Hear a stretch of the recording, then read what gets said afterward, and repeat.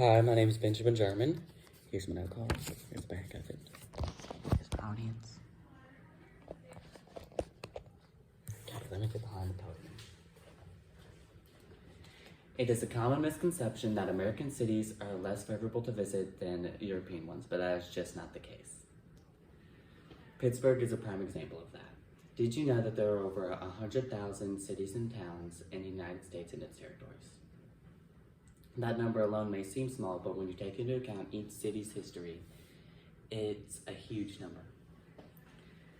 I would like to talk to you about a city that may slip your mind a lot, but that's subject to change. I'd like to talk to you about Pittsburgh. But also, I'd like to talk to you about the importance of Pittsburgh and the role it has played in laying the groundwork for cities like it all around the world. Through my research and my education, I have compiled information, and I'm just going to tell you a little bit about Pittsburgh. First, let's talk about the basics. Think of a city like a tree. First, you need roots to make sure it grows real big and, I guess, real good.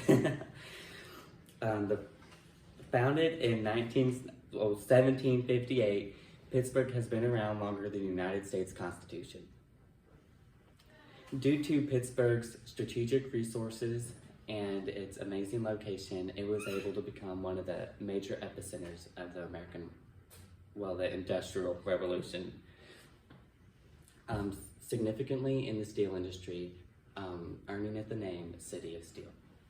Pittsburgh's winning streak did not last long, however, because by the time the Great Depression rolled around, unemployment rates skyrocketed, and so the steel industry plummeted. This decline in the steel industry lasted until the 1980s, until the city diversified. The second part of a tree is the trunk and leaves. In a city, the trunk and leaves would be its rich culture and its history. Though Pittsburgh continues to reinvent itself to become and stay a modern city, its culture has stayed relatively the same.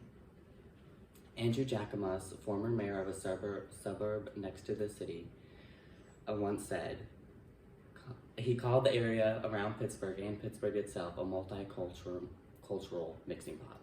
And that has not changed today. The city is still home to many, many, many cultures, which make it a multicultural mixing pot today. Pittsburgh's amazing architecture has shaped the way people view the city, from mega projects like the Tree of Life to mega developments like the Esplanade on the waterfront, and even including the bridges that make up the city, which gave it its name, City of Bridges. In conclusion, though it may be a common misconception that Pittsburgh and cities like it aren't as favorable to visit as European ones, that is just not the case, and I hope that Pittsburgh has proved that to you.